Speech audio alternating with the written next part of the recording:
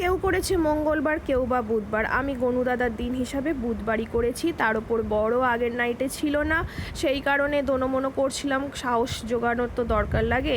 যাই হোক, বুধবার দিন সকালবেলা উঠেই মেয়ের স্কুলের পরীক্ষা আর বরের অফিসের জন্য তাড়াহুড়ো করে ওদের নিরামিষে একটু আলু চচ্চড়ি সাদা আর সুজি করে দিলাম, তার সাথে তাওয়া রুটি করে দিয়েছি। দিয়ে স্কুল আর অফিস পাঠিয়ে দিয়েছি। ততক্ষণে আমি ঘরদোর পরিষ্কার, নিজেকে পরিষ্কার সব করা হয়ে গেছে। এসেই ঝটপট করে সব কিনে কেটে নিয়ে এসে চাল ভিজিয়ে একদিকে দুধ বসিয়ে দিয়ে ঠাকুরের বাসনগুলো সব মেজে ফেলেছি, কেন কি সেরকমভাবে তো প্রস্তুতি কিছু নিয়েছিলাম না। তো তার ফাঁকে ফাঁকেই আবার ওপরে সব ঠাকুরগুলোকে একটু পরিষ্কারও করে নিয়ে তাদেরও পুজো করা হয়ে গেছে। আর সকলকে মিষ্টি দিয়ে, জানি তো ভোগ রান্না করতে দেরি হবে, ওই জন্য মিষ্টি দিয়ে একটু বসিয়ে রেখেছিলাম সাজিয়ে গুজিয়ে। তারপর একা হাতে সর্বস্ব করে ফেলেছি।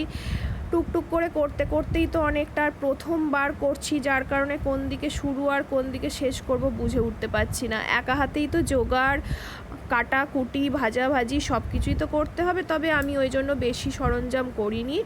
একটু মিষ্টি পোলাও, পায়েস আর করেছিলাম হচ্ছে একটু দুধ পনির। পনিরেতে যা সবজি ছিল মোটামুটি সেগুলোই দিয়ে দিয়েছি, তার জন্য আর আলাদা কিছু বাজার দোকান করিনি, পনিরটা শুধু কিনে এনেছি। এই যে পায়েস অলরেডি হয়ে গেছে, সবই কাজু বাদাম দিয়ে গাওয়া ঘিয়ে করেছি। আর এই পনির ভাজা হচ্ছে, আর ওদিকে পোলাও তো অলরেডি হয়েই গেছে। তো খুব টেনশনে ছিলাম, ফার্স্ট টাইম নিজে একা হাতে, পাশে কেউ নেই, একা একা করছি সাহস জোগাবার মতন।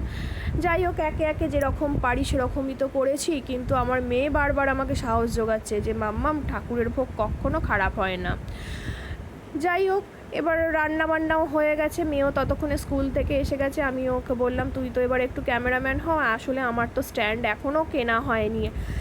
যাই হোক, একটু কষ্টসিষ্ট করেই করি, নিশ্চয়ই তোমরা সকলে বুঝতে পারছো। এবার গনু দাদাকে প্রতিস্থাপন করার জন্য আমার রেগুলার ইউজ হওয়া যে টেবিলটা, সেটাকেই পরিষ্কার করে আমি নিজে হাতে আগের দিন রাতেই বানিয়েছি এই আসনটা, তার ওপরই গনুকে বসানোর ডিসিশনও করেছি। এই সব নিয়মকানুন তো কিছু জানতাম না, সবই ইউটিউব ব্লগ দেখে দেখেই বার করেছি।